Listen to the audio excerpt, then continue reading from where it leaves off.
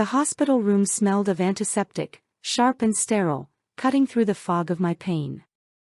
My phone buzzed on the bedside table, its screen glowing with my mother's name. I answered, my voice weak from the fever that had gripped me for days. "Mom, I'm scared," I said, clutching the thin blanket.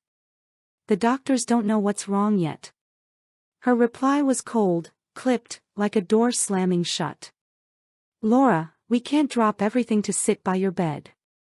Your father and I have plans, a charity gala tomorrow. You're an adult. Handle it." The line went dead. My name is Laura Bennett, and at 29, I lay alone in a Seattle hospital, my body racked with an undiagnosed illness, abandoned by the parents I'd always believed would be there. But as the silence settled, a spark of resolve flickered within me. They'd chosen their priorities. Now, I choose mine. Before the hospital, my life was a vibrant mosaic, each piece carefully placed to balance ambition, love, and duty. I lived in a cozy apartment in Seattle's Capitol Hill, a third-floor walk-up with creaky hardwood floors and tall windows that let in the soft Pacific Northwest light. The walls were a gallery of my passions, shelves crammed with design books, framed prints from local art fairs, and a corkboard pinned with sketches and client notes.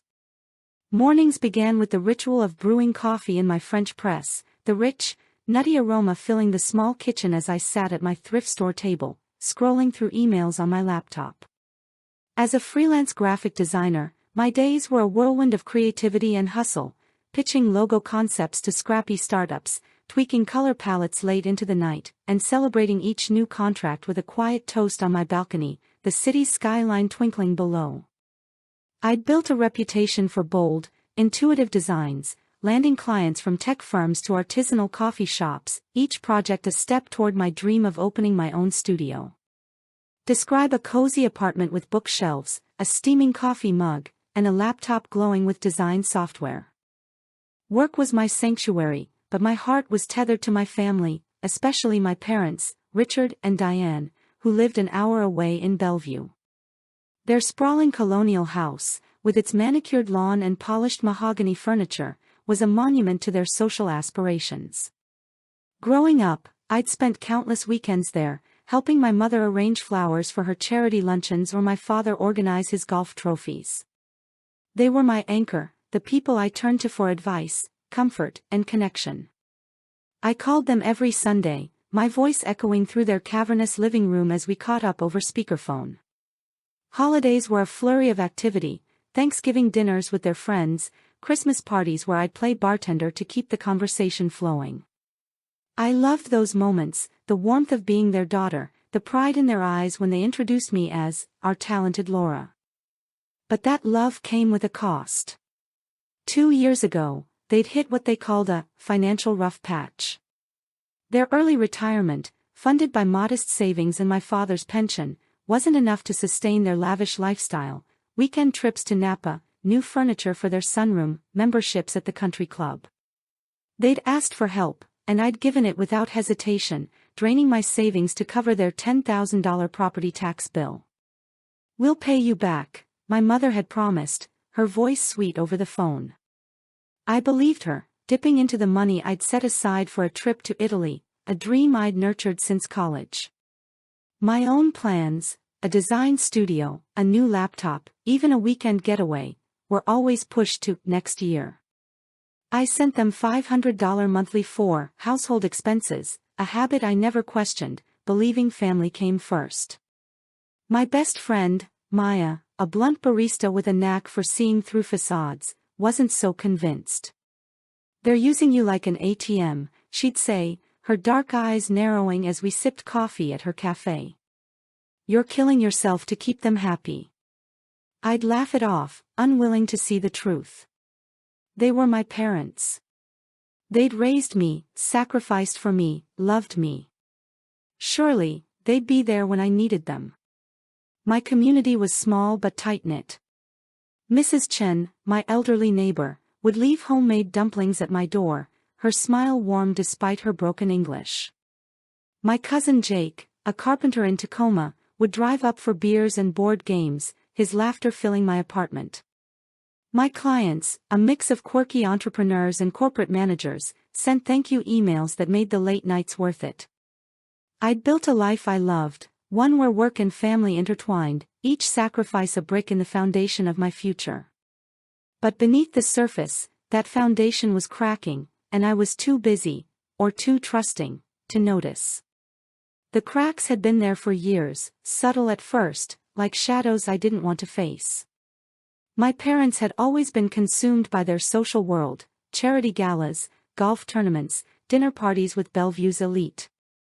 Their lives revolved around appearances, their calendar a mosaic of events designed to cement their status. I'd grown used to their distracted responses, their questions about my life cut short by their own plans. "That's nice, dear," my mother would say, her voice trailing off as she checked her phone for gala RSVPs. My father was quieter, his silence a barrier I couldn't cross, his attention reserved for his golf buddies or the stock market. Describe a dinner table with parents distracted by laptops, a daughter's smile fading. I remembered my 25th birthday, when I'd driven to Bellevue for a family dinner, expecting a celebration. Instead, my mother had spent the evening fretting over a misplaced centerpiece for her next luncheon, while my father scrolled through his tablet, muttering about investments. "We'll do something special next year," my mother had said, barely glancing at the cake I'd brought. I'd driven home, the cake untouched in the back seat, my heart heavy with disappointment. Another time, I'd landed a six-figure contract with a tech startup, a career milestone. I'd rushed to their house, bursting with pride, only to find them engrossed in planning a friend's retirement party. "Congratulations," my father had mumbled, not looking up from his laptop. "Can you redesign our gala invitations? We're on a tight deadline." I'd swallowed my hurt, agreeing to help, believing their approval was worth the cost. Maya had seen it clearer than I did. One rainy afternoon, as we sat in her cafe, the espresso machine hissing behind us, she'd grabbed my hand. "Laura, they take, and you keep giving. When was the last time they showed up for you?" I'd shrugged, deflecting with a joke, but her words lingered. There were other signs: missed calls when I needed advice, their absence at my college graduation because they'd booked a spa weekend, their casual dismissal of my illness when it first appeared. "It's probably just stress," my mother had said over the phone, her voice impatient. "You work too hard." I'd believed her, ignoring the fever, the aches, the exhaustion that crept into my bones. But when I collapsed in my kitchen, the coffee mug shattering on the tile floor, I couldn't ignore it anymore. Maya found me, her face pale as she called an ambulance. In the hospital, as the doctors ran tests, I texted my parents updates, blood work, for drips, possible infections. Their replies were sparse, often just a curt, "Keep us posted." I clung to hope, telling myself they were busy, that they'd come when I needed them most. But the truth was dawning, a slow, painful unraveling of the myth I'd built around them. The hospital call shattered that myth. My mother's voice, "You're an adult. Handle it," cut deeper than the fever, each word a betrayal of the love I'd taken for granted. I lay in the dim room, the heart monitor beeping softly, the 4-needle a cold anchor in my arm. My body ached, but the pain of their abandonment was worse, a raw, throbbing wound. I thought of every sacrifice, the $10,000 I'd given them, the monthly checks, the dreams I'd shelved to keep them afloat. I'd poured my heart into being their daughter, believing they'd be there in my darkest hour. Instead, they'd chosen a gala, their social status more precious than their child. Describe a hospital room, a phone screen dark, a woman's hands clutching a blanket. Tears welled, but I blinked them back, my jaw tightening. I saw my childhood flash before me, birthdays spent in their shadow, achievements ignored, my needs always second to their ambitions. I remembered the summer I'd worked 2 jobs to pay for college, while they'd splurged on a new patio, claiming it was for the family. The anger surged, hot and fierce, but beneath it was grief, for the parents I'd wanted, the ones who'd never existed. I could have called them back, begged for their presence, their love. The old Laura would have, desperate for their approval, willing to forgive their indifference. But something had shifted. Maya's words echoed in my mind, "You're stronger than you know." I wasn't their doormat anymore. I'd spent years proving my worth to people who didn't care. No more. That night, Maya visited, her curly hair damp from the Seattle rain. She sat by my bed, her eyes fierce with loyalty. "You don't need them, Laura," she said, squeezing my hand. "You've got me, your friends, your clients. You're not alone." Her words were a lifeline, pulling me from the abyss. I thought of the hospital staff, their quiet kindness, Mrs. Chen, who'd slipped a note under my door promising to feed my cat, Jake, who'd texted me a silly meme to make me smile. They were my family, not the parents who'd abandoned me. As the fever ebbed, I made a decision, not with tears but with clarity. I wouldn't just survive this illness. I'd build a life without them, one where my worth wasn't tied to their approval. They'd underestimated me, and they'd pay, not with vengeance, but with the life I'd create in their absence. The turning point came a week later, when the doctors delivered their diagnosis, a rare autoimmune disorder, chronic but manageable with immunosuppressants and lifestyle changes. I'd live, but recovery would be long, months of medication, physical therapy, and uncertainty. The news was a bittersweet relief, tempered by the reality of facing it alone. Or so I thought. Maya mobilized my friends, who transformed my hospital room into a haven of warmth. They brought homemade soups, dog-eared novels, and playlists to drown out the beeping monitors. Mrs. Chen sent a care package of herbal teas, her handwritten note in shaky English promising to pray for me. My clients, informed by Maya, sent emails of support, some offering to pause projects until I was ready. Their kindness was a revelation, a tapestry of love woven by people who saw me, not my utility. Describe a hospital room filled with flowers, friends laughing softly, a laptop with emails. But kindness alone wouldn't pay the bills. My savings were gone, siphoned by my parents' endless needs, and medical expenses loomed like a storm cloud. I thought of the $10,000 I'd lent them 2 years ago, money they'd promised to repay but never did. I'd earned it through late nights and side gigs, designing logos for startups while they'd spent it on a luxury cruise, not their taxes as they'd claimed. The lie stung, but it was also my leverage. I called Emily Tran, a lawyer I'd hired for a contract dispute, her voice crisp and confident over the phone. "I want to recover the money I lent my parents," I said, my voice steady despite the fatigue. "And I want to protect my future." Emily didn't hesitate. "If you have proof of the loan, we can demand repayment. If they refuse, we go to court. Do you have documentation?" I did, bank statements, text messages where my mother had thanked me for the loan, even an email from my father acknowledging the debt. "Good," Emily said. "We'll draft a demand letter for $10,000, due in 30 days. Any other financial ties?" I told her about the $500 monthly transfers, a habit I'd fallen into without questioning. "Cancel them," she advised. "And consider a will to secure your assets." I acted swiftly. From my hospital bed, I logged into my bank account, my fingers trembling as I navigated the app. Canceling the automatic transfers felt like severing a chain, each click a step toward freedom. I wasn't just stopping the payments, I was reclaiming the dreams I'd deferred: Italy, the studio, a life unburdened by their demands. Emily suggested a will, naming Maya as my beneficiary and guardian of any future children. "You're young, but this illness changes the calculus," she said.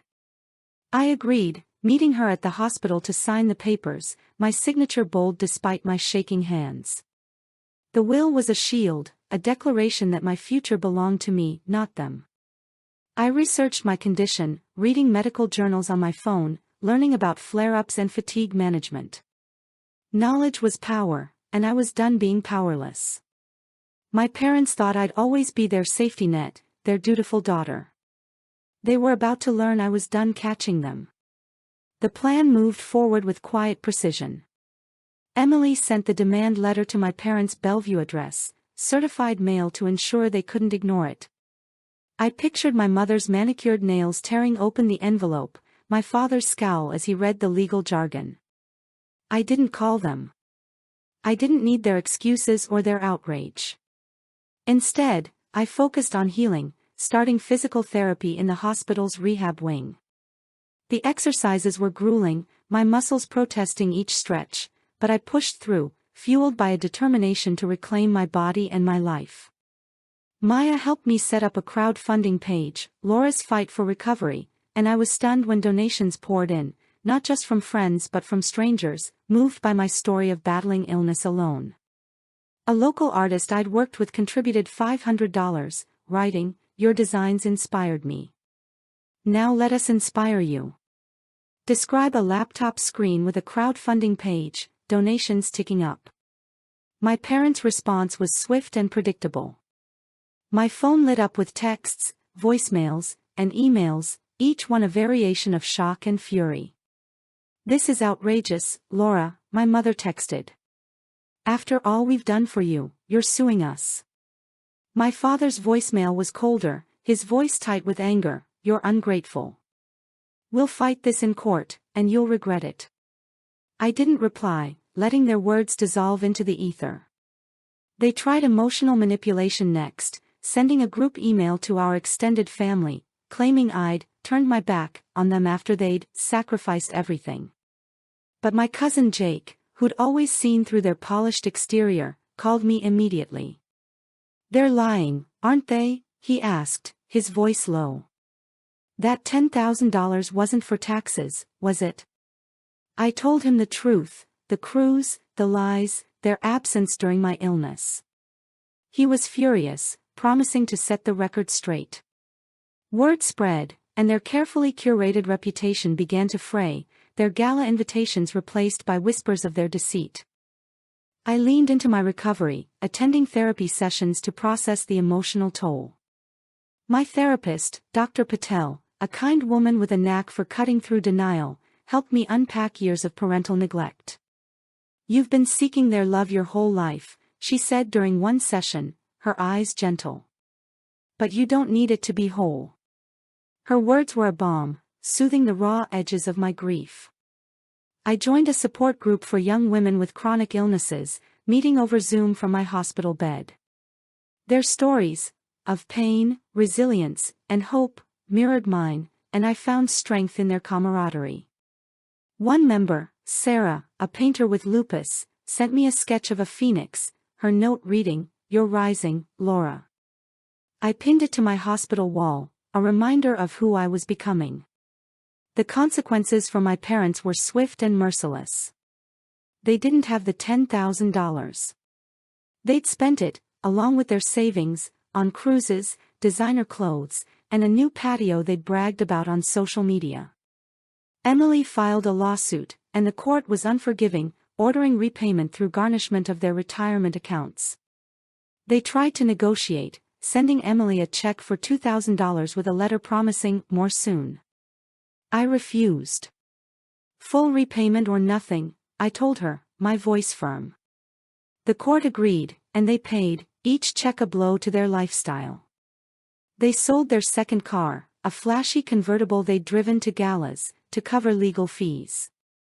Their charity board, embarrassed by the scandal, asked them to step down, citing personal conflicts. Friends stopped calling, their social calendar emptying as Bellevue's elite distanced themselves. My mother called, her voice thick with tears. "We're your parents, Laura. How could you do this?" I listened, my heart heavy but resolute. "You made your choice," I said. "Now live with it." Describe a courtroom, a gavel striking, a couple's faces pale. My recovery was a marathon, not a sprint. The immunosuppressants left me nauseous, and chronic fatigue clung to me like a second skin. I moved back to my apartment, the familiar creak of the floorboards a comfort, but the transition was hard. I lost 2 major clients who couldn't wait for my return, and my savings dwindled under the weight of copays and therapy bills. There were nights I sat on my balcony, the city lights blurring through tears, wondering if I'd been too harsh, if I'd burned a bridge I couldn't rebuild. But Maya was there, dragging me to her cafe for coffee and bad puns. Jake drove up with his toolbox, fixing a leaky faucet and regaling me with stories of his latest woodworking project. My support group met weekly, their Zoom calls a lifeline of shared struggles and triumphs. Sarah, the painter, invited me to her art show, where I bought a small canvas of a stormy sea, a reminder of the tempests I'd weathered. Describe a cozy apartment, friends gathered, a woman laughing despite fatigue. Financially, I rebuilt step by step. The crowdfunding campaign raised $15,000, enough to cover my hospital bills and therapy. The $10,000 repayment from my parents trickled in, each payment a small victory. I redirected the $500 I'd sent them monthly to a savings account, labeling it Studio Fund. I landed a new client, a nonprofit needing a rebrand, and poured my heart into their logo, a vibrant design that won me referrals. Jake spread the word about my lawsuit, and my extended family rallied around me.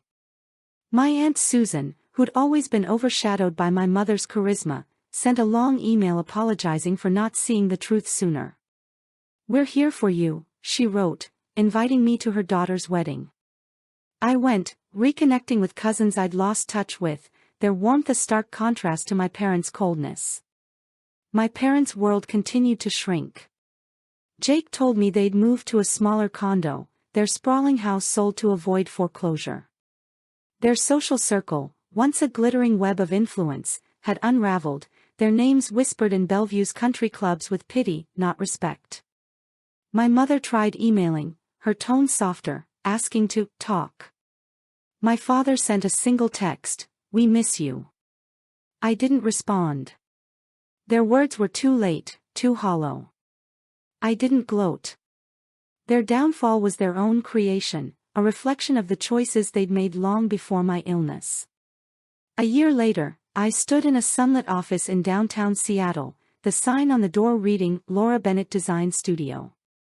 It was small, a desk, 2 computers, a few plants, but it was mine, the culmination of every late night, every deferred dream.